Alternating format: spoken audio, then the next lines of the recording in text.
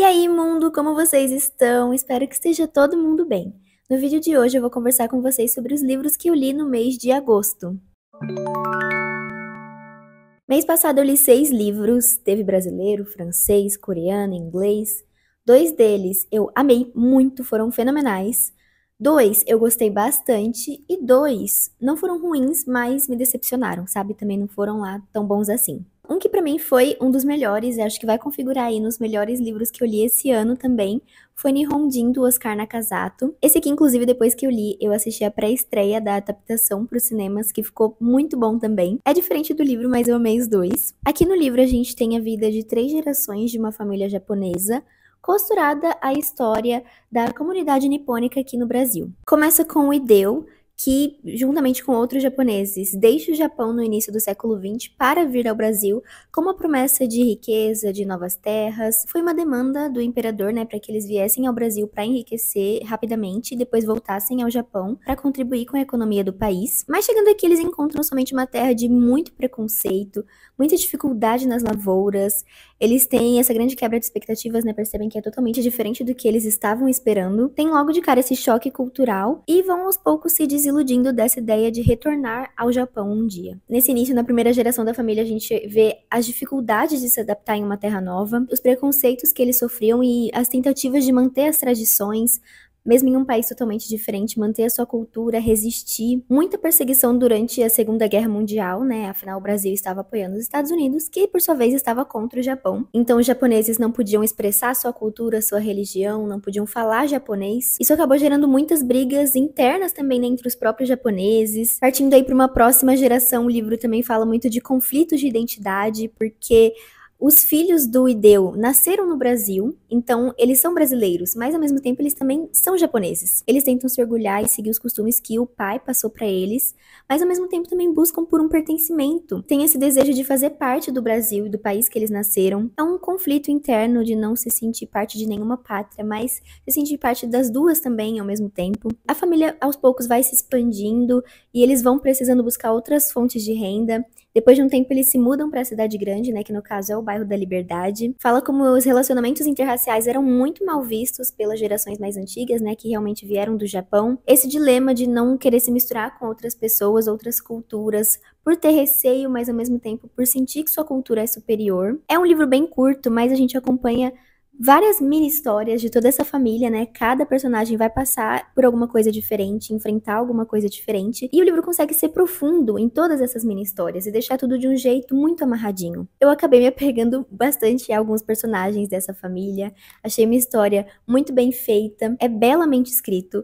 Tanto é que ele recebeu o prêmio Jabuti quando foi publicado. Só por algumas vezes eu achei o ritmo um pouco lento, mas fora isso, pra mim ele é um livro perfeito. É muito emocionante. O autor escreveu esse livro justamente porque ele não via tanta representatividade de personagens nipo-brasileiros nos livros nacionais, e aí ele simplesmente fez essa obra-prima. Outro nacional que eu li, que assim, é ruim? Não. Mas é bom?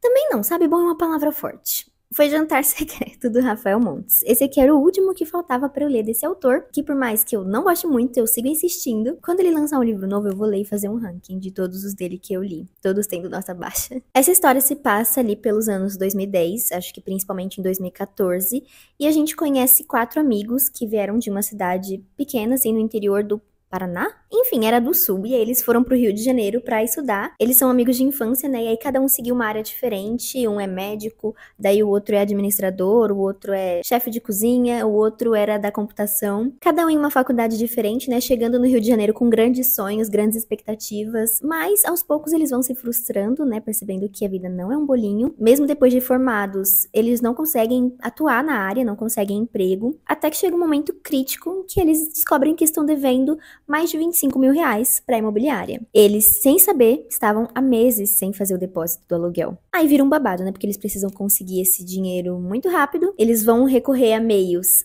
não muito legais. De início, aquele amigo que é chefe de cozinha, ele tem uma ideia de propor jantares, assim, para pessoas ricas, tal, na casa deles mesmo, através de um site que se chama Jantar Secreto, até conseguir juntar o dinheiro.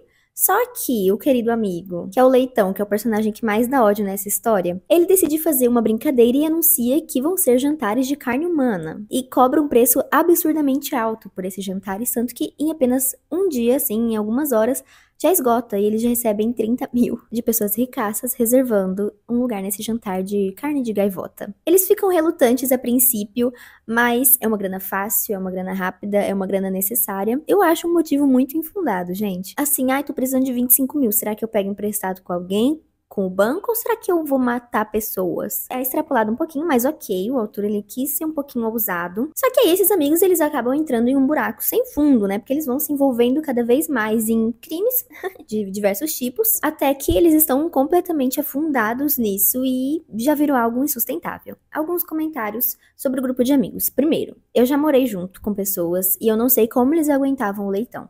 Porque o cara era imundo. Ele não saía do quarto, ele não tomava banho, ele deixava tudo espalhado, não limpava a casa, não pagava as contas. Nossa, mas eu já tinha expulsado essa pessoa há muito tempo. Outra coisa é que eles se odiavam. Os quatro se odiavam, gente, não tem explicação. Eles eram amigos de infância, mas é tanto tempo de convivência que você não se identifica mais com aquela pessoa, né?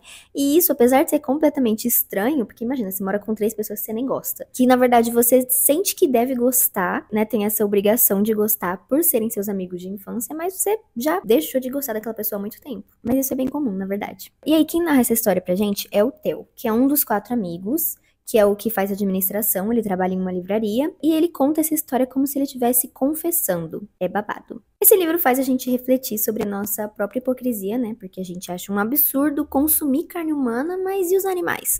Eles também não são seres vivos? Também não merecem pena? É uns questionamentos morais e éticos aí. Eu acho que as pessoas se dividem em 2 grupos ao terminar esse livro. E eu quero que vocês não me julguem nisso, tá? Me acompanhem nesse meu raciocínio. São as pessoas que ou viram vegetariana, ou as que comeriam carne de gaivota. Porque, gente, eles descrevem como se fosse a coisa mais saborosa do mundo, o melhor prato, que, assim, você tem que experimentar, depois que experimenta, você vicia. O livro, ele também traz uma crítica aqui sobre quanto vale uma vida. Será que um corpo negro vale mesmo que um corpo branco? Ou que um corpo pobre vale o mesmo que um corpo rico? Ele vai cutucando as feridas ali de uma sociedade que é completamente marcada por violência policial, pelo descaso com minorias, e por essa lógica cruel e absurda que hierarquiza as pessoas com base em sua cor de pele, em seu gênero ou em suas posses. Pareceu mais profundo do que é, né? Então até que ele não é um terror de todo vazio. E eu achei ele bem viciante, tá? Vou confessar que assim, fiquei muito curiosa, fiquei imersa, entretida, mas é um livro extremamente inverossímil. Ele vai muito além do ponto, sabe? Claro que ficção é uma coisa meio mentirosa, mas esse aqui é o Pinóquio da literatura. Não sei, na verdade. Será que se existisse isso, as coisas seriam assim? É muito conveniente. É como se fosse tudo muito fácil. Eu não sei, eu senti isso, pelo menos, sabe? Senti que o autor tenta chocar o leitor a todo custo. Eu não acho que é uma história de todo ruim, mas acho que poderia ter sido muito melhor. É que realmente era pra ser uma literatura meio fast food, sabe? Pra ser consumida rapidamente. Achei um livro fraco. Achei a escrita meio pobre. Além das inúmeras descrições misóginas, racistas e extremamente gordofóbicas. A única personagem negra que aparece aqui no livro, ela é descrita como a negra. Tipo, ai, a negra passou pela porta, a negra deu 2 passos. Não vi nenhum outro personagem sendo chamado de o branco. O branco andou pra lá, o branco não sei o quê. E o Leitão, que é o personagem daqui, que é o mais imundo, ele era obeso, né? Em um caso grave de obesidade, tipo, sei lá, devia pesar 200 quilos. Não lembro tão bem, mas o autor descreve ele. É toda hora, tipo, ai, a baleia. Ah, ele tava animado como se fosse comer um McDonald's. Ah, eu imenso. Tipo assim, calma aí, a gente já entendeu que ele é gordo. Ele não precisava ser gordo pra ser um imundo. Ele não precisava ser gordo pra ser um nerd. Mas é algo que a gente já espera do Rafael Montes, porque tem todo o livro, né? A única personagem mulher que tem aqui também, eu acho ela fodona, sim, mas ela é super caricata. Muitas das coisas que ela fala é extremamente estereotipado. E eu não vou nem falar qual que é a profissão dela. E aí é isso, não detestei o livro, mas também não amei. Gente, outro que foi tudo pra mim, um dos melhores não ficção que eu já li na vida, Um Teto Todo Seu, da Virginia Woolf. Esse aqui foi meu primeiro contato com a Virginia. É um ensaio em que ela vai refletir sobre a condição da mulher na literatura e na sociedade. Partiu de uma palestra que ela deu em uma faculdade feminina, e ela vai falar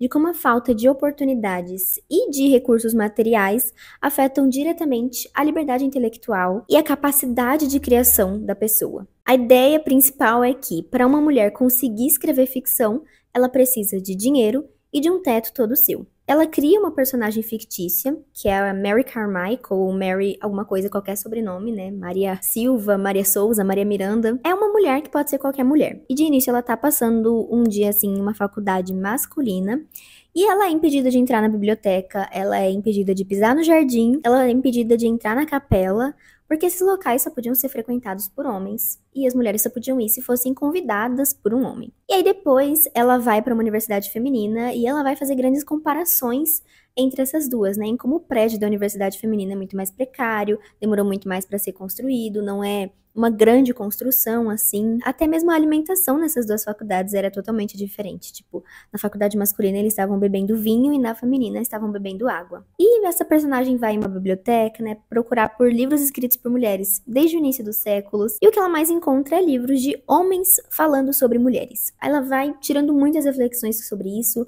conjecturando sobre as possibilidades que as mulheres tinham antigamente, até chegar a imaginar uma hipotética irmã do Shakespeare. Se o Shakespeare tivesse uma irmã no século XVI lá, que fosse tão talentosa quanto ele, que também escrevesse peças, ela teria tido o mesmo sucesso que o irmão? Teria alcançado as coisas que o irmão alcançou? E a resposta é não.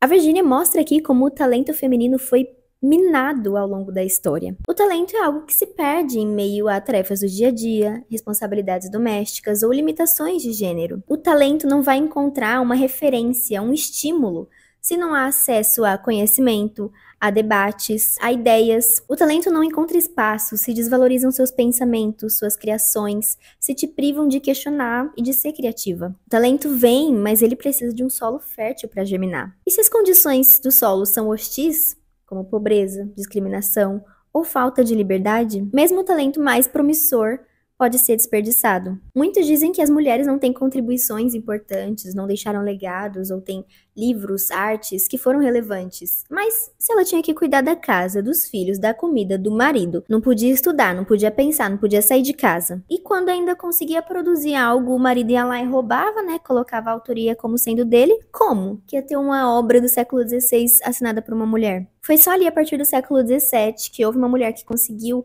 ter reconhecimento pelas suas poesias. E aí, no século XVIII, vem aos poucos as mulheres que a gente conhece, né, que escreviam os romances, como, por exemplo, Orgulho e Preconceito. E você percebe como essas autoras foram brilhantes, escrevendo apenas usando a sua imaginação ali, em uma sala compartilhada, em uma sala de estar em que as pessoas entravam, te pediam coisas, você era interrompida, você tinha que esconder o que estava fazendo. Enquanto os homens foram colhendo todas as experiências que a vida podia proporcionar. Eles foram viajando, participando de guerras, conhecendo novos países, novas pessoas, tendo acesso à educação, a debates, e tudo isso servia de base para a literatura que eles escreviam. Imagina se na literatura que a gente conhece, nos livros clássicos antigos, os homens fossem só maridos. Eles não fossem amigos de outros homens, ou eles não fossem viajantes, exploradores, sonhadores. Imagina o quanto a literatura perderia. E foi assim que as mulheres foram retratadas ao longo de muitos anos. Virginia, nesse livro, nos mostra que a opressão contra a mulher não é algo somente cultural, mas é também estrutural e econômico. Virginia afirma ainda que os homens mantêm as mulheres em uma condição inferior para reafirmar a sua própria superioridade. Então, esse livro ele é uma mistura de análise literária com crítica social, com uma certa liberdade imaginativa. Ela utiliza de uma certa historinha, né, ficcionaliza a realidade do século XX. Esse livro aqui foi publicado em 1929, não faz nem 100 anos, e mesmo assim ele traz reflexões muito atemporais e geniais, com muita lucidez e um certo toque de sarcasmo também. E o livro termina com um ar leve, uma visão positiva do futuro. Virginia diz que se as mulheres tiverem liberdade e possibilidade, uma nova literatura nascerá, mais plural, mais leve, mais criativa. E nessa ela não errou, né? Ainda bem, atualmente nós temos muitas mulheres presentes na literatura, uma grande variedade, muita riqueza, não que seja realmente equilibrado. Ainda temos muita coisa a enfrentar, mas em 96 anos já houve uma enorme melhora. Eu dei 4,5 estrelas para esse livro, porque apesar de eu concordar com a Virginia na maioria das coisas, eu ainda assim não concordo com tudo. Por exemplo, ela reconhece aqui que o seu ponto de vista ainda é de uma mulher privilegiada, porque ela era rica e branca. Então a sua análise aqui, apesar de ser muito sincera e muito real, ela não abrangia todas as perspectivas femininas, como a de mulheres negras, mulheres colonizadas, que enfrentam camadas ainda mais profundas de opressão. E é também um livro muito denso, porque ela vai trazendo todas as ideias dela de uma maneira não linear. Vai passando por diferentes coisas, é muita informação, muito complexo, então é um livro que deve ser lido com uma maior atenção. É daqueles livros que precisa de releituras, porque dá pra gente extrair cada vez mais coisas conforme a gente vai lendo. Outra leitura muito boa do mês foi Como Tigres na Neve, Esse aqui foi a leitura conjunta do Clube dos Cósmicos, que é o clubinho de leitura do canal. Todo mês a gente escolhe um livro pra ler juntos. Tem debates, sorteios, muita conversa. Se você quiser participar, é só apoiar no Catarse. O link vai estar na descrição e também passando aqui na tela. Esse livro é uma ficção histórica que se passa na Coreia em um momento em que eles estavam dominados pelos japoneses. Acho que é de 1917 que a história começa e vai até 1965. Ela se inicia em uma montanha muito gelada, enquanto está nevando, então tá tudo coberto de neve. E tem um caçador lá que estava procurando um cervo, alguma coisa para alimentar seus filhos, só que acaba não encontrando nada, fica dias fora e agora ele já tá, assim, à beira da morte. Até que ele acaba dando de cara com um exército japonês, né, um oficial japonês, liderando os seus soldados. Eles têm provisões, mas eles estão perdidos naquela montanha. Já o caçador coreano, ele não tem nada para comer, mas ele tem muito conhecimento sobre aquele local. Então, eles acabam, de certa forma, se ajudando mutuamente, criando um laço que ia mudar o destino que envolvia esses personagens. Esse é o princípio de tudo, mas a história, na realidade, acompanha principalmente a Jade, que é uma criança que foi vendida pelos seus pais para uma escola de cortesãs. Também acompanhamos um garoto órfão, que é o filho desse caçador do começo, e esses dois têm os destinos entrelaçados. É uma história que vai acontecendo encontros e desencontros. Esses dois são os protagonistas, mas a gente também vai acompanhando outros personagens, enquanto a história de todos eles vai se cruzando em meio a essa Coreia em busca por liberdade. Vamos ter o ponto de vista de colonizadores, de colonizados, de pessoas que lutam, de pessoas que preferem não se envolver. A gente vê como os coreanos eram tratados de uma forma extremamente humilhante na própria terra. A Coreia era deles, mas na verdade pertencia aos japoneses. Todo esse sentimento de indignação foi se acumulando e isso foi gerando algumas revoltas populares. Nesse processo de resistência foram surgindo diferentes correntes ideológicas. Vemos personagens que se identificam com correntes diferentes. A gente vai vendo tudo surgindo, tudo acontecendo ali. É muito interessante e bem detalhado como foi esse movimento pró-independência da Coreia, mas não de uma maneira chata ou como se fosse um livro de história, e sim de uma maneira envolvente. A gente vê os personagens realmente vivendo aquilo. É uma história sobre sobrevivência, com reflexões sobre o que você está disposto a sacrificar em nome da sua pátria, e sobre o propósito dessa guerra pela independência, né? Que seria pela vida de um povo, seria salvar vidas. Mas para isso acontecer, teria que haver muitas mortes. É uma história muito bem ambientada, que mostra verdadeiramente os costumes e hábitos dessa época. Expõe ainda a violência velada contra as mulheres, né, que estava ali presente nos atos do cotidiano, em tradições sociais, algo que restringia as mulheres muito antes mesmo da guerra. É um livro muito completo. Nós temos aqui muitos personagens que são reais, eles são complexos. É uma história madura mesmo, sabe? Que ela toma rumos que a gente não espera. Amigos viram inimigos, inimigos viram heróis, heróis são perseguidos. É muito bem desenvolvido, todas as tramas muito bem costuradas. De certa forma, é um grande dramalhão. É sobre guerra, mas também é sobre pertencimento, sobre amor, sobre relacionamentos que vão pra muito além do amor. Eu só achei que por vezes a narrativa era confusa, né? Principalmente no início, que tem vários pontos de vista, e aí às vezes pula de um personagem pro outro, ou de um ano pro outro. Depois tudo vai se ajeitando, né? Mas no início a gente fica um pouco perdido, também por conta do nome dos personagens, porque são vários personagens e muitos têm os nomes muito parecidos. Dá pra ficar meio confuso aí, e por vezes a narrativa é bem monótona. É um livro um pouco grandinho, não é tão grande, mas ele é um pouquinho. E ele não é fluido, tem um ritmo um pouco mais lento, sabe? Então isso não fez eu ficar tão imersa nesse livro. Eu sinto que eu não me envolvi com ele tanto assim, mas não tiro o mérito dele, ele é um livro realmente muito bom. Eu li também O Sobrinho do Mago, que é o volume 1 das Crônicas de Nárnia, e achei uma gracinha. Os personagens principais aqui são o Gregório e a Polly. O Gregório, ele tá morando com os tios, por um momento, assim, porque a mãe dele está muito doente, ela tá acamada. Aí acho que ele tá com a tia-avó e o tio-avô. Eles são irmãos, nenhum dos dois é casado, eles são bem solteirões e velhos. E ele tá muito triste por conta da situação, né? E aí ele conhece a vizinha dele, a Polly, que também é uma criança, e eles decidem explorar partes secretas das casas. Ah, sem nada pra fazer, né? Vamos fazer o que a gente não deve.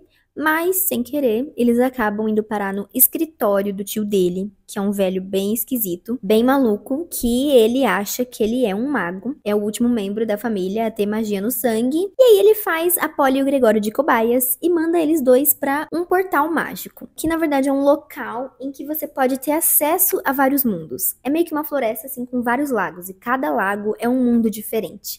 Então, são inúmeras possibilidades. As duas crianças pensam, tipo assim, cara, já que a gente tá aqui, né, vamos explorar então agora os mundos mágicos. E aí eles acabam entrando em uma grande confusão. Esse livro é o que mostra a origem de Nárnia, né? Como surgiu o mundo mágico que a gente acompanha nos outros volumes dessa série. Como Aslan criou tudo, por que os animais falam, quem é a feiticeira, como surgiu o guarda-roupa, e é muito legal saber o início de tudo. Ele também tem bastante lições de moral valiosas aqui, acho que tem muita influência cristã do autor do C.S. Lewis, que era um grande cristão, e aí, obviamente, Nárnia tem muitos reflexos da Bíblia, de crenças cristãs, então a gente vai catando algumas referências, né, por exemplo, no final tem uma certa tentação por uma maçã, e outras coisas mais. Enfim, é uma leitura aconchegante, é leve, é gostosinho, e é direto ao ponto. É um livro curto, aqui não parece tão curto, né? Mas é que é uma edição com ilustrações e tal, e tipo, bem espaçado. Mas é uma leitura rápida, é aquela escrita direto ao ponto, sabe? Ah, aconteceu isso, isso, isso. E como eu falei, é fofo, mas não é nada demais. Eu, sei lá, eu gostei, mas não é algo que me desperta o interesse pra eu continuar toda a série, pra eu ler tudo. Eu acho que eu nem vou continuar. Eu já li o 2, né? Que cronologicamente é depois desse, mas foi escrito antes. Que é o Leão, a Feiticeira e Guarda-Roupa. Que foi o que deu origem ao primeiro filme de Nárnia. Que eu adoro, inclusive. Mas eu sinto que é muita formulinha, sabe? É uma história legal, mas eu vou ler todos os livros e vou ficar tipo, ah, tá, era só isso, era só legal. Minha última leitura do mês é essa graphic novel que se chama É um nome que a gente não pode pronunciar. É da série Prisioneiro dos Sonhos, do Julius Corentin Aquafaquis. Esse aqui foi o 4º volume a vir para o Brasil, só que são volumes independentes, então você pode ler em qualquer ordem. As histórias se passam em um universo onírico, absurdo e kafkiano, como se o protagonista estivesse realmente preso dentro dos próprios sonhos. São coisas muito malucas que acontecem, que não dá nem pra explicar direito, mas ele é um personagem que tá sempre passando por algum perrengue, sabe? Em alguma confusão. Nunca nada dá certo com ele. Há um mundo aqui que tem uma superlotação. Então você vive meio que um cubículo, tem inúmeras regras absurdas e inúteis e idiotas. Nessa história aqui, o personagem, ele acabou descumprindo uma dessas regras, sem ele querer, sem ele saber, e ele foi expulso da cidade. Ele precisa chegar até uma estação de trem, que parece que tá sempre muito distante, por mais que ele ande, parece que ela tá sempre muito longe, inalcançável, e parece também que tá sempre muito lotada. E aos poucos ele vai percebendo que ele tá inserido em um mistério, que é o mistério da Aquê.